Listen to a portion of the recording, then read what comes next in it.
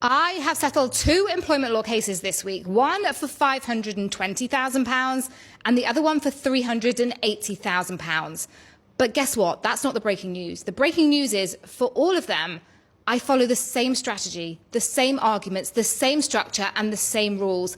And you can do this too. This is not rocket science, I promise you. Bringing a claim and having a successful claim at a high level just means following simple guidelines. Here is the secret sauce. Here is the information that you need to know. Point number 1 is to let it happen.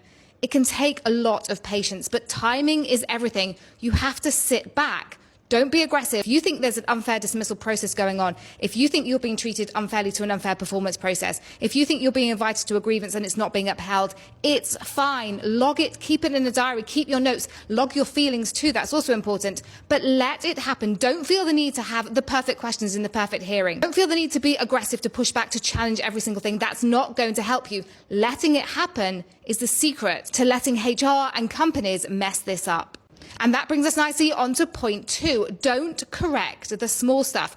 Think about it. If you've got a claim where a HR professional is barking up the wrong tree, doing the wrong things, got the wrong panel, not allowing you to have the correct information, not putting the right allegations to you, they're misunderstanding, they're misreading, their investigations are just dire and rubbish, then why would you correct that during the process?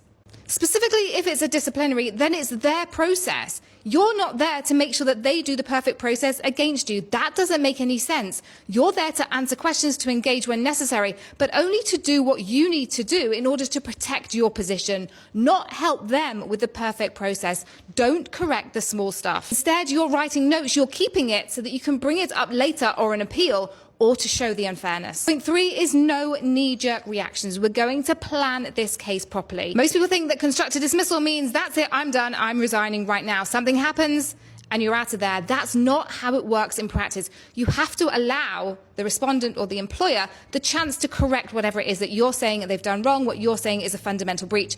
But here's the thing, what you think is a fundamental breach because you're going through it every single day, and what everyone else, including a tribunal, might think is a fundamental breach, isn't the same thing. But very often the fundamental breach isn't the thing that you think it is.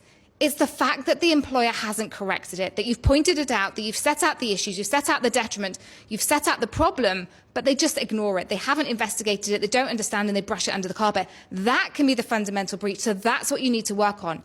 If you just resign, then you've got out too early and you possibly don't have a case. And that leads us on to the final point, which is basically all of these points brought together, which is be in control. The person who is in control is the person who's going to win the case at the end of the day. You can be in control of this by sitting back and letting it happen as long as you've got a strategy. It's about planning, it's about patience, it's about understanding, and it's about making your move when and if you need to. You're never going to win a big case by saying they took too long, there was a delay, they didn't let me check the notes. Those are the small things. Just let those things go. Let's concentrate on the big things, the fundamental breaches. Do you agree or disagree? Have you just won your constructive dismissal case? We'd love to hear from you. Don't forget to follow for more.